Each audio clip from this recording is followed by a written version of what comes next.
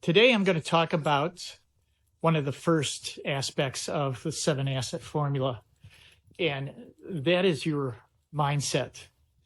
Um, the fact is that in order for you to get to financial independence in 10 years or less, you need to believe that you can do it. And for some people, that's a big change. Now, naturally, the first thing you need to understand is that it's possible, even if it's for someone else. So that's the first step. Now, that said, if you're familiar with the FIRE movement, and FIRE is an acronym for Financial Independence, Retire Early. What that community believes is obviously that you can get to financial independence very quickly. And it's interesting to the degree to which some of those people will go to get to that financial independence. I mean, some of these people were living in their cars in order to save money and have more money to invest. Now, I'm certainly not going to recommend that you live in your car or that you dramatically change your lifestyle at all in this 7 asset formula. It's not necessary. Naturally, though, your starting point is key. If you've got a lot of money to start with, obviously you can move faster than somebody who is starting with zero. But I was really surprised when I first found out about the FIRE movement, how to what extreme those folks will go. Now, obviously, there's people that will work well past retirement age and never come away with doing anything other than really going to a job they hate and working to fulfill somebody else's dreams and not their own. And a lot of times, unfortunately, for pretty much a whole generation, people have worked at that traditional kind of common wisdom retirement, work 30 years and invest in your 401k and then live off that money. I'm sorry, 401ks failed a whole generation. Guys like Dave Ramsey talk about the number of 401k millionaires that there are, and I'm certain that there are a growing number of those folks. But he never talks about the kind of numbers of people that are living paycheck to paycheck, which literally, last stat I saw was a couple of weeks ago, which is 67% of the American population is living paycheck to paycheck. That's scary. You don't have to live paycheck to paycheck. I don't care if you're making, a very low income. You can get to financial independence faster than working for 30 years for somebody else. It's doable. I mean, go on Google or YouTube and look up, I retired in 10 years, or I retired at 30, or I retired at 40, or whatever. You will see video after video of people who have done it. That means you can do it too. And the way that you can do it is through the 7 asset formula that I teach. Now, obviously, people want to know more about that, but the reality is people are struggling. And, then there are people that change up. There are people that decide they're not going to tolerate that, and they decide to push as much money as they possibly can into savings, which makes a lot of sense. Then you can invest more, and the compounding side of it really works to your advantage.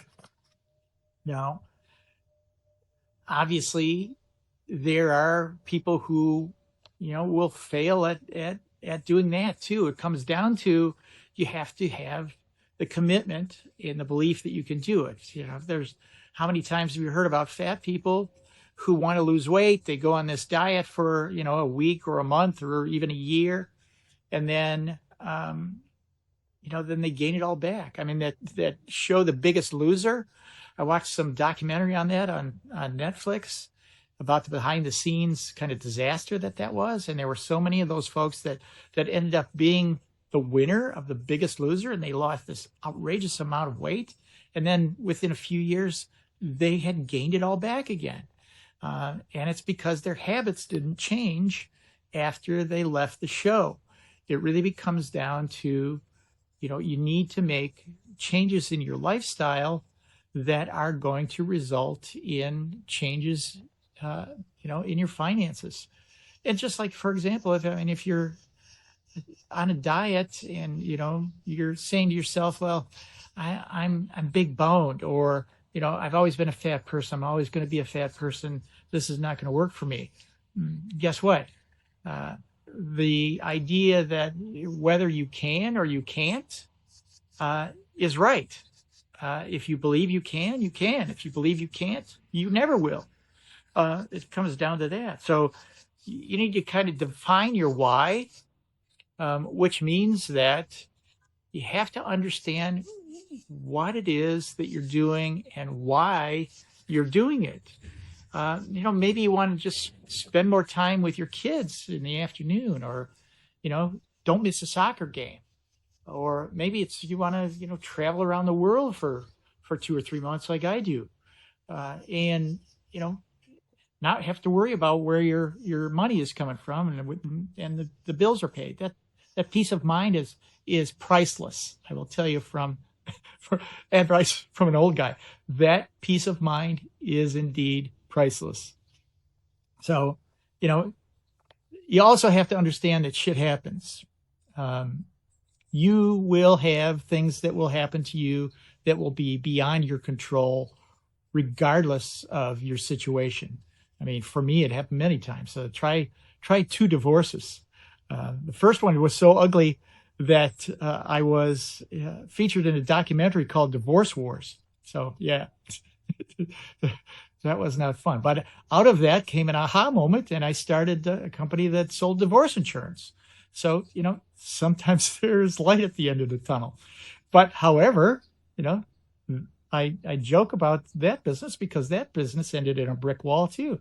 After a few years after we introduced it, the insurance industry changed 2 really obscure laws that really impacted only my company and made the entire business that we had developed completely illegal in the United States. So pretty much overnight, I lost about $3.5 million, which is kind of more money than most people make in their lifetime. And, I was 55 when that happened. How do you recover from that? Well, same way I recovered from those 2 divorces with the 7 asset formula.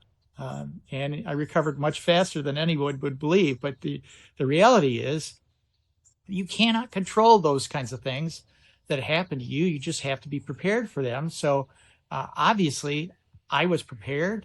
And, I will say that I got lucky a little bit, but, luck comes with it. Preparation and luck are neighbors. If you have one, chances are you'll have the other. The other side of this is that, there are people who just, for whatever reason, don't prepare. And those are the kinds of people who, in 2001, 2002, when the economy went down the tubes and S&P lost money for 3 years in a row, which hadn't happened since the depression, since the 29 market crash. Those people who had been 55 at that point in time, 10 years later, they were actually in the negative compared to where they were 10 years earlier. That's why they call it the lost decade. Somebody who had $500,000, for example, in an S&P account in 1999, in 2009, at the end of 2009, they would have had 467,000. 10 years is a long time. 10 years is what anybody would call a long-term investment. And yet those people who had prepared to retire at 65 now weren't even close to being able to retire. So, those are the folks that are working at Walmart at 80. And let's hope that's not you. Now, once you have your really strong why, then it becomes a situation of trying to figure out what your financial independence number is, what your FI number is. And I'm going to go into that one on another video. We'll save that for later. Simply what I wanted to get across to everybody in this video is you need to believe that you can do it before you even start. That's half the battle. So trust me on this one. Let's move forward with intent and get it done. If you liked what you saw in this video, please hit like and subscribe, and check out the links down below for more information about the 7-asset formula.